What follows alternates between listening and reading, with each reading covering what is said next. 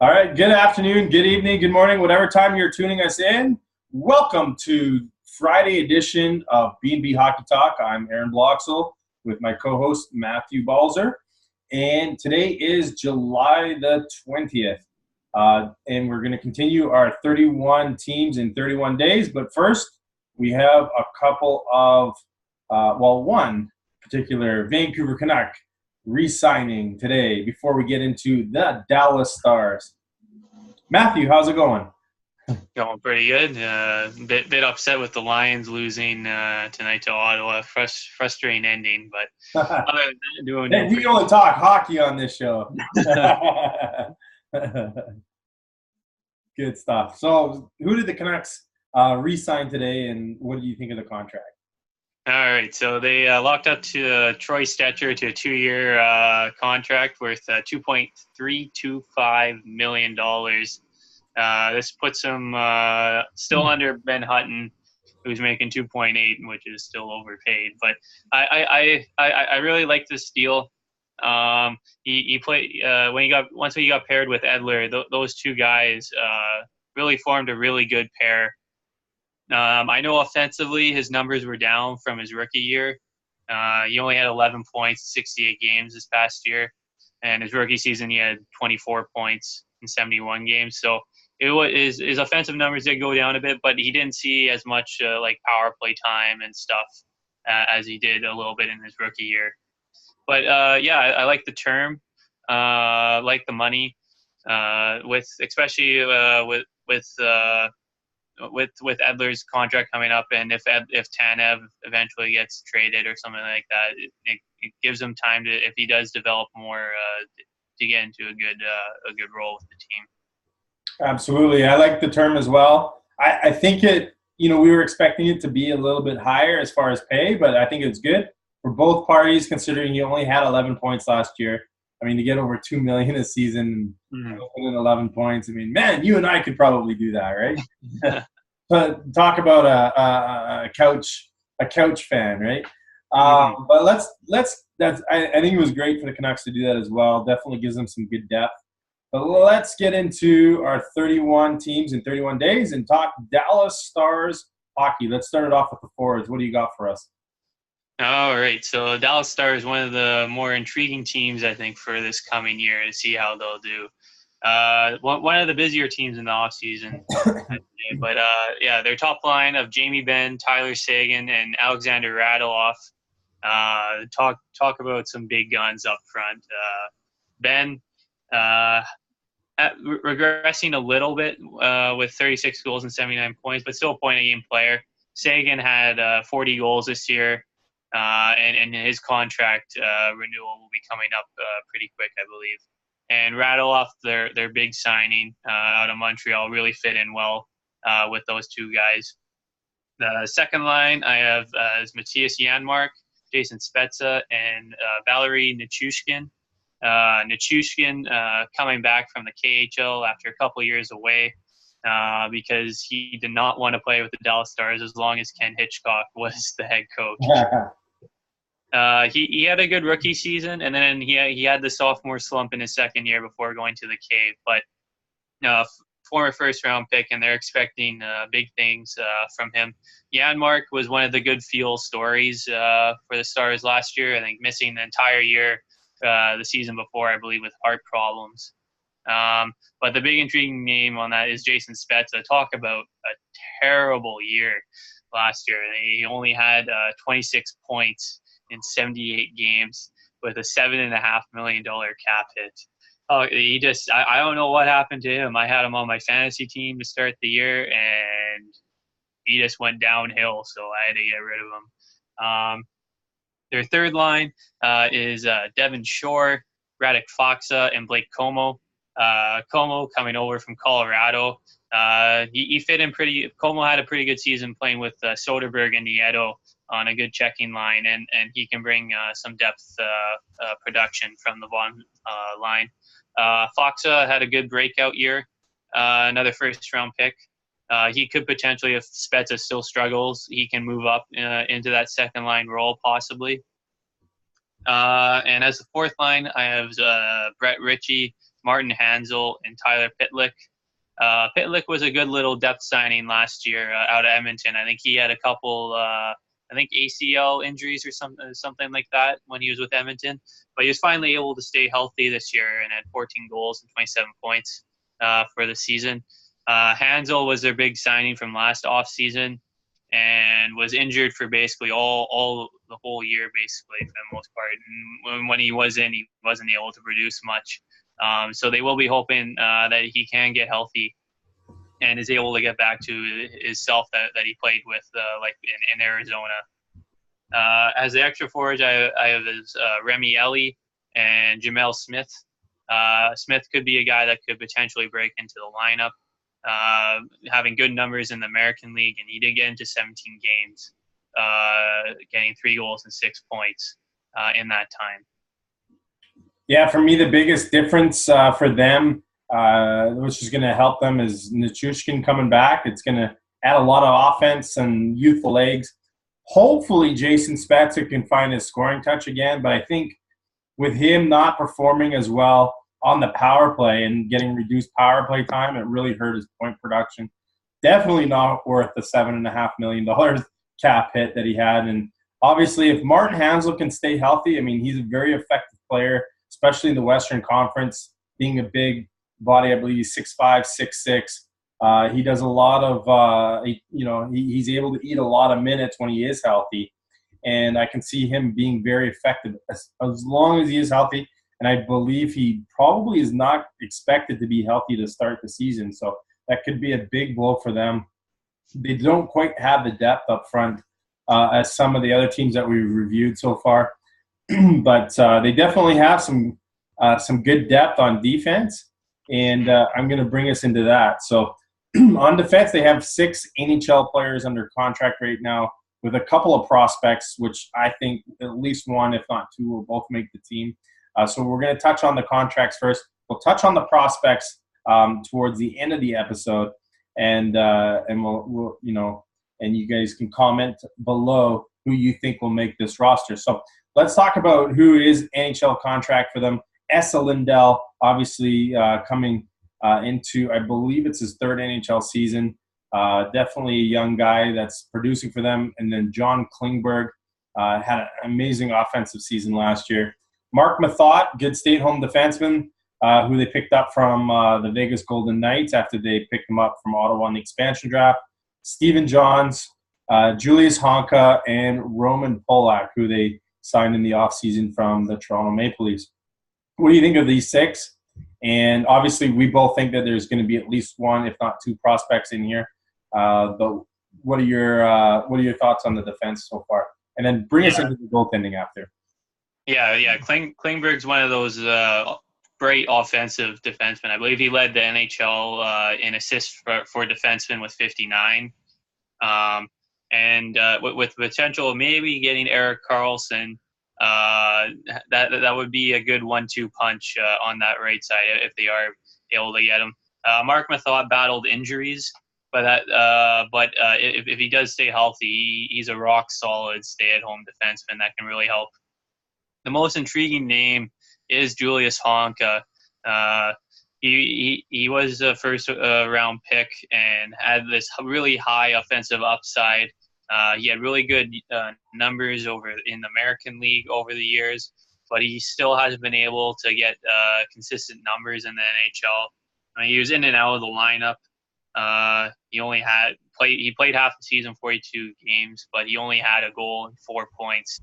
And for a guy that you're expecting some offense from, even getting some second power play unit time, hopefully this year will help. And with a new coach, hopefully he can have a good breakout season.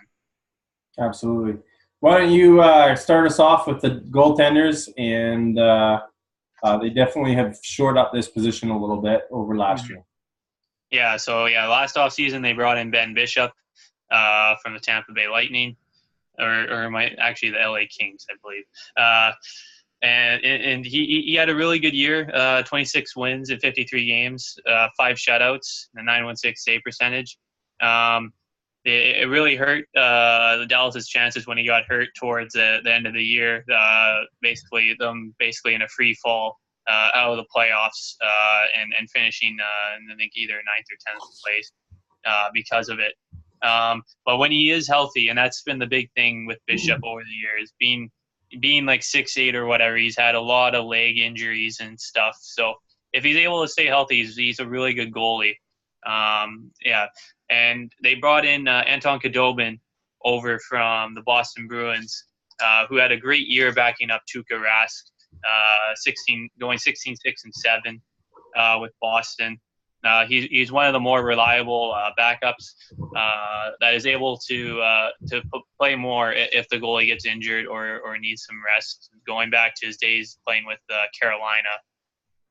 And for their third stringer, they lost Mike McKenna to Ottawa in the offseason, so they don't really have a veteran goalie. So it'll be some prospects that we'll get into that will be battling out for the third string goalie.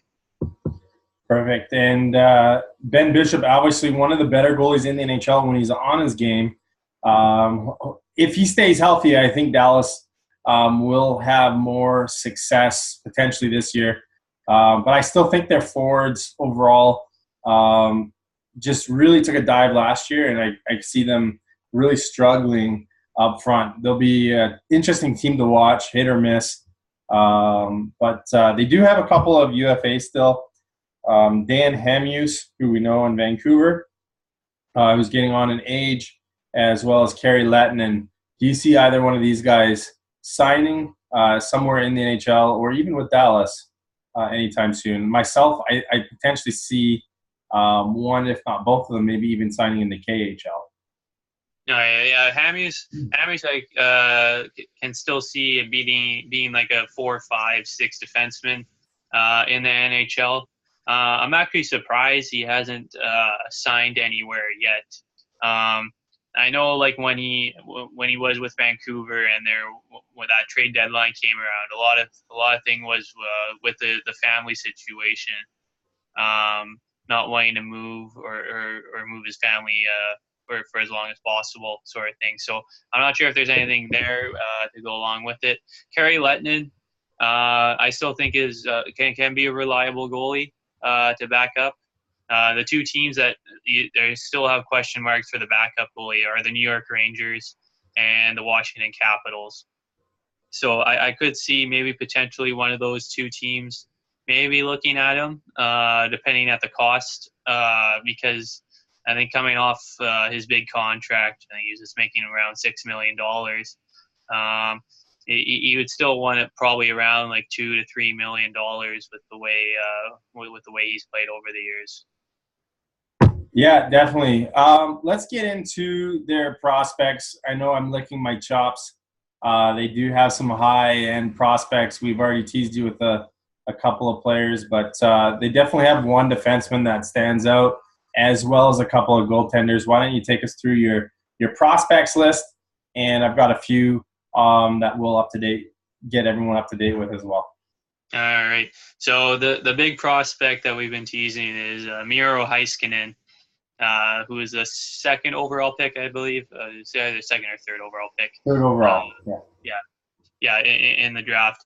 And he had a great year in the Finnish Elite League, 11 goals, 23 points in 30 games, and another 3 goals and 9 points in the playoffs. This guy will be a stud defenseman in the NHL. And I would think he could be already over Julius Honka and could be paired with Roman Polak on the third pairing. Yeah, just everything about Heiskanen. But the thing is, if Dallas is trying to go for Karlsson still, that will be the guy that Ottawa wants back to replace him. The two goalie prospects, what I have is their third stringer, Colton Point, who played with Canada at the World Juniors a couple years ago, or it might have been this last year. He had great numbers playing for a poor college team in Colgate. he had a 16-12-5 record, but his save percentage was a 9.44 and a goals against average of 1.74 and 6 shutouts. So he had great numbers, but for a pretty bad Colgate team. And their other goalie that they have, Jake Ottinger, who was a first-round pick for them, played at Boston University and had played for the U.S. at the World Juniors. Had a 21-13-4 record in college with a 9.15 save percentage and 5 shutouts. So both of these guys will potentially, especially Point this year, turning pro. Will start to develop into the potential maybe number one goalies down the road. Excellent. Who else do you have on your prospects list before I get into a few on mine? Okay. One other guy, I have Dennis Guryanov. He had a bit of up and down year in the American League. He had 19 goals and 34 points in 74 games. But during the Calder Cup playoffs, I think watching the final with Texas there, he was sometimes a healthy scratch in the finals. So I'm not sure how his development is going there, if he's getting in and out of the lineup, especially with Russian forwards. Sometimes they can be a bit frustrating to deal with. But I still have him as a top prospect. Yeah, I do as well. He definitely he reminds me of Goldobin a little bit on the Canucks. One of the prospects that stands out to me is Dylan Hetherington, potential guy that might make the roster this year. He played 6 games last year in Dallas, only had a point. Spent most of the time in Texas in the Texas Stars system. He had 55 games. He only had 17 points. He's not an offensive guy, but he's definitely a steady, stay-at-home kind of guy that they really believe has the size and the hockey knowledge to potentially crack this lineup this year. A few other guys, I'm going to pick a few. I've got quite a few on my list here. They have a forward named Jason Dixon who may crack this lineup, just a depth guy.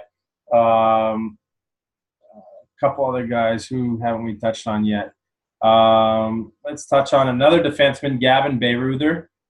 Played for Texas last year, 32 points in 71 games. He had 8 points in 22 games as a defenseman. He's a little bit more offensive. He'll have a tough time cracking the lineup if Heiskanen makes a run for it. He's definitely competing with him, and especially if they do trade for Erik Karlsson. So Roop Hands is another one, a left winger that they drafted in the second round in 2015. He's from Finland. He did play in Texas last season.